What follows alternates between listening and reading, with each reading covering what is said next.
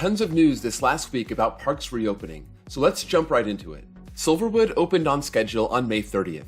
If you want to buy a ticket, go online and you'll have to select the date that you want so they can control the crowds. Universal Orlando, Legoland Florida, and Magic Springs also opened up on June 1st. Funspot Kissimmee also joined the Orlando park and is now reopened. We finally have an answer for Dollywood's reopening. It will be June 15th and 16th for pass holders, and the 17th for everybody else. The Dreammore Resort and Spa opens on June 10th. They will limit capacity. Even if you're a pass holder, you will need to reserve a date. And if you need to buy a ticket, it will have to be for a specific day.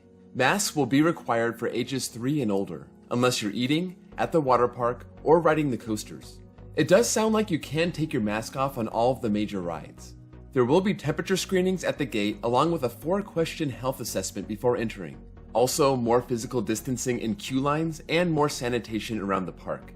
Dollywood's sister park, Silver Dollar City in Missouri, announced their opening for pass holders on June 13th and 14th, with June 15th being for everyone. They're owned by the same company as Dollywood, so from everything I've read, the safety procedures are going to be the same.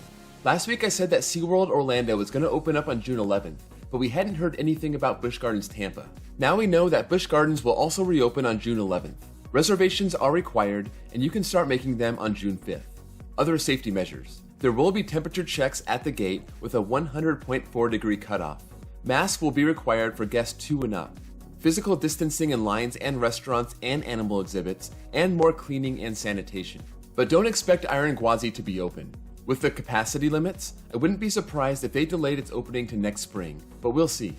Holiday World's big enthusiast event is Hollywood Nights, and the scheduled date just passed, but they do have a new date, August 28th and 29th.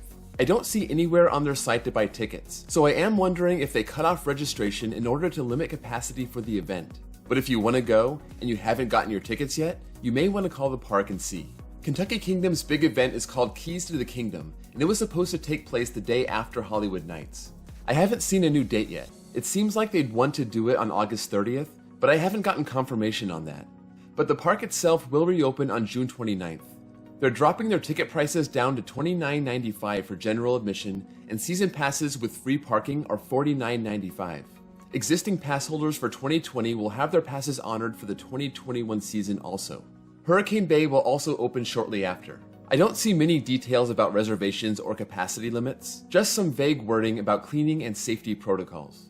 We finally have some news out of Texas. The governor announced more reopening measures on Wednesday, including amusement parks. Parks in counties with less than 1,000 corona cases can open now at 50% capacity. The rest of the parks can open June 19th at 50%.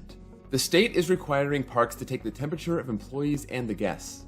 Over Texas and Fiesta Texas announced that they will reopen on June 19th. You can already make reservations. Speaking of Six Flags, their reservation site now includes reservations for pass holders and members that have the all-season Flash Pass. So if you bought that, check out the site. I put the link down below.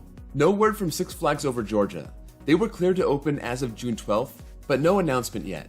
Frontier City is still on track to open on June 5th. Last week I mentioned that California parks could reopen in Phase 3, which could be in June or July. And now we have multiple parks requesting to be open by July 1st. Universal Studios Hollywood, Six Flags Magic Mountain, and the San Diego parks, including Legoland and SeaWorld. We'll have to wait and see if they get approval. I also mentioned that Six Flags Great America was in big trouble because the Illinois governor was taking a strict stance on reopening, but they have submitted their plans to the governor to reopen as early as June 26th. So we'll see what happens there. Carowinds submitted their plans to open. This is the first time that we've seen anything official for any of the dry parks in the Cedar Fair chain.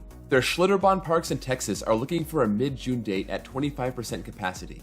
But the weird thing about Carowinds is that they're targeting a July 27th date. That's extremely late. I'm not sure why it's getting pushed out so much, but that's just a couple weeks before school would start again.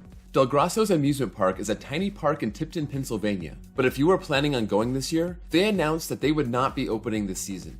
Finally, we have the Ohio parks. On Thursday, the governor announced a ton of places like aquariums, museums, and zoos to reopen as early as June 10th, but amusement parks were not on that list.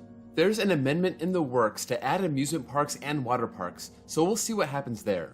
This was not good news out of Ohio, and it was very weird considering everything else that was given the green light. So that's it for this week. If there's anything that you hear or anything new that comes up, put it in the comments below, because like I always say, this thing changes from day to day, from hour to hour. So thank you all for watching, and I'll see you all next time.